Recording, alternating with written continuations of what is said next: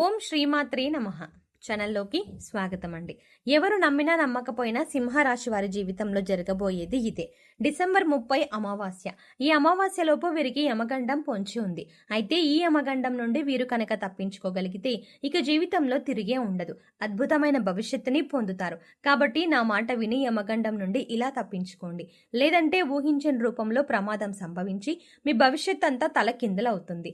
అయితే అమావాస్యలోపు సింహరాశి వారికి యమగండం ఏ విధంగా పొంచి ఉంది, అలాగే ఈ సమయంలో వీరు జీవితంలో ఎటువంటి సంఘటనలను ఎదుర్కొంటారు, ముఖ్యంగా వీరు యమగండం నుండి ఎలా తప్పించుకోవాలి, అలాగే ఈ రాశి వారు యమగండం నుండి తప్పించుకోవడం ద్వారా భవిష్యత్తులో పొందే ఫలితాలు ఏమిటి, అదేవిధంగా ఈ రాశి వారి జీవితంలో అదృష్ట యోగాన్ని పొందడం కొరకు చేయవలసిన దేవతారాధనతో పాటుగా పాటించవలసిన పరిహారాల గురించి ఈ వీడియోలో వివరంగా తెలుసుకుందాం.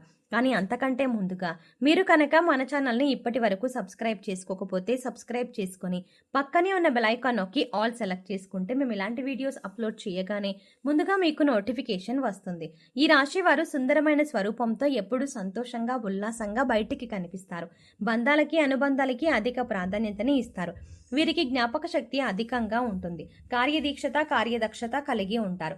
అలాగే వీరు ఏవైనా ముఖ్యమైన పనులను చేపట్టే ముందు మంచి చెడులను పూర్తిగా ఆలోచించిన తర్వాతే నిర్ణయాలను తీసుకుంటారు.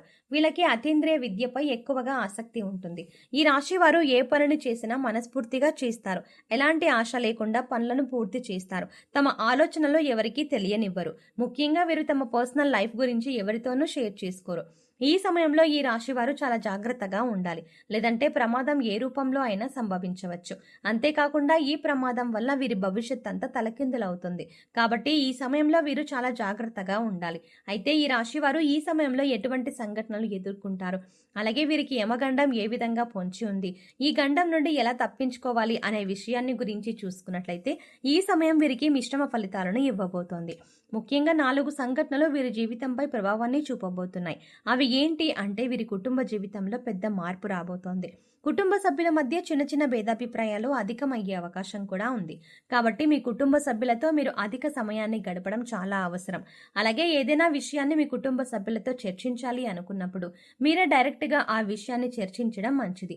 అలా కాకుండా మధ్యవర్తిత్వం ద్వారా ఏదైనా సమస్యను పరిష్కరించాలి అనుకుంటే అటువంటి సమస్యలు మరింత ఇబ్బందికి గురి చేస్తాయి. కాబట్టి ఈ సమయంలో మీరు కుటుంబ సభ్యులతో మాట్లాడే ఏ విషయాన్నైనా సరే మీరే వారితో డైరెక్ట్గా మాట్లాడండి.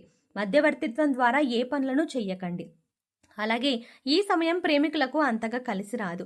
కాబట్టి ప్రేమ వ్యవహారాలకు దూరంగా ఉండటం మంచిది. అయితే ఎవరైతే వివాహ ప్రయత్నాలు చేస్తూ ఉన్నారో వారికి మాత్రం వివాహయోగ్యం ఉంది. చేసేటువంటి వివాహ ప్రయత్నాలు కలిసి వస్తాయి. మీకు నచ్చిన వ్యక్తిని జీవిత భాగస్వామిగా పొందగలుగుతారు. అలాగే వైవాహిక జీవితంలో చిన్న చిన్న మనస్పర్ధలు ఉన్నప్పటికీ వీరి జీవిత భాగస్వామి వీరికి అన్ని విధాల సహాయంగా ఉంటుంది. సంతానపరంగా శుభవార్తలను వింటారు. ముఖ్యంగా ఈ సమయంలో సంతానం ద్వారా సంఘంలో పేరు ప్రఖ్యాతలు పెరుగుతాయి. అలాగే ఈ రాశి వారికి వృత్తి ఉద్యోగ వ్యాపార పరంగా చూసుకున్నట్లయితే ఈ సమయం మిశ్రమ ఫలితాలను ఇస్తుంది.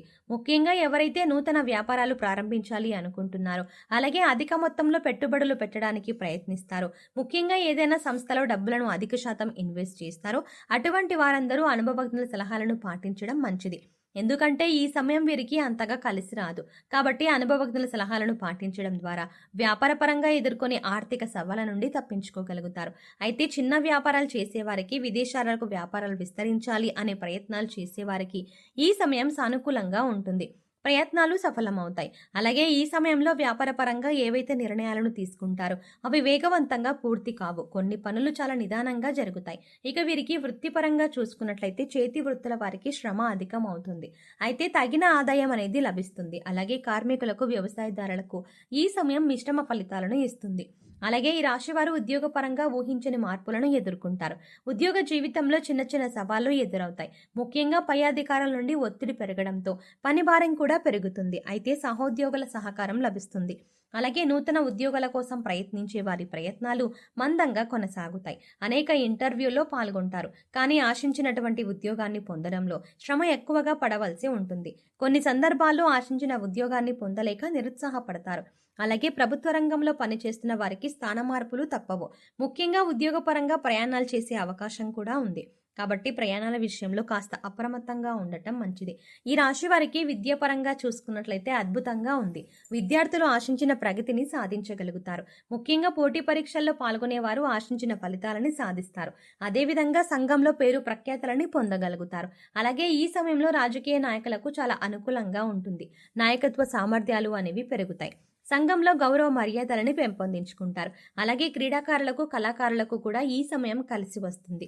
ముఖ్యంగా కళాకారులు ఎన్నో నూతన అవకాశాలని పొందుతారు.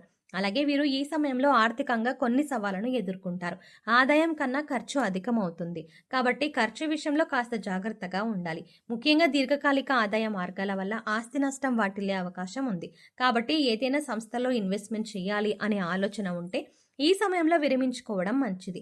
అలాగే ఈ సమయంలో వీరు డబ్బులను ఎవరికి అప్పుగా ఇవ్వడం కానీ తీసుకోవడం కానీ చేయకూడదు. ఇక ఆరోగ్యపరంగా చూసుకున్నట్లయితే తగిన జాగ్రత్తలను తీసుకోవాలి. ముఖ్యంగా దీర్ఘకాలిక అనారోగ్య సమస్యల వల్ల ఇబ్బంది పడే అవకాశం ఉంది. కాబట్టి ఆరోగ్య విషయంలో అప్రమత్తంగా ఉండాలి. ప్రతిరోజు వ్యాయామం చేయడం, పౌష్టికాహారాన్ని తీసుకోవడం వంటి పనులను చేయాలి. ముఖ్యంగా ఈ సమయంలో వీరికి యమగండం అనేది ఏ రూపంలో అయినా పొంచి ఉండొచ్చు.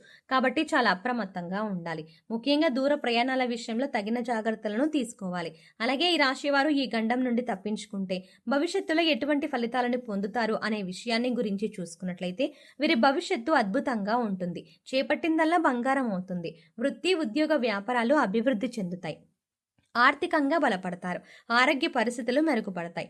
ఇక వీరికి జీవితంలో తిరుగుండదు. అన్నింటా విజయాన్ని పొందుతారు. సింహరాశి వారు అదృష్ట యోగాన్ని పొందడం కొరకు చేయవలసిన దేవతారాధన గురించి చూసుకున్నట్లయితే వీరు ప్రతినిత్యం శివారాధన చేయాలి.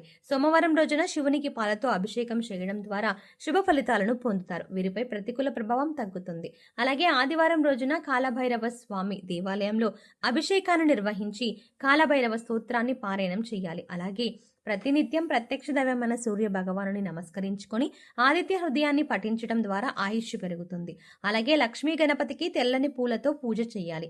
అలాగే ఈ రాశి వారు గ్రహదోషాలు తొలగించుకోవడం కొరకు పాటించవలసిన పరిహారాల గురించి చూసుకున్నట్లయితే వీరు కుబేర కంకణాన్ని ధరించాలి.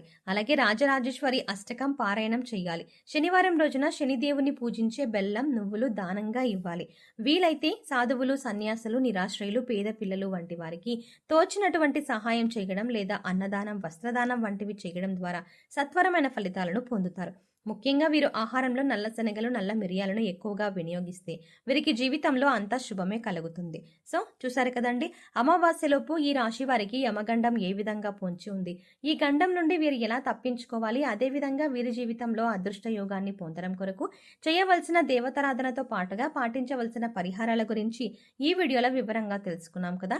ఈ వీడియో మీకు నచ్చినట్టయితే లైక్ చేయండి. మీ ఫ్రెండ్స్ అండ్ ఫ్యామిలీ మెంబర్స్లో ఎవరైనా సింహరాశి వారు ఉంటే వారితో ఈ వీడియోని షేర్ చేసుకోవడం మాత్రం మర్చిపోకండి.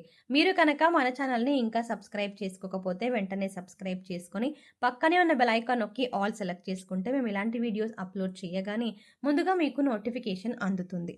మరో చక్కటి వీడియోతో మళ్ళీ కలుద్దామండి.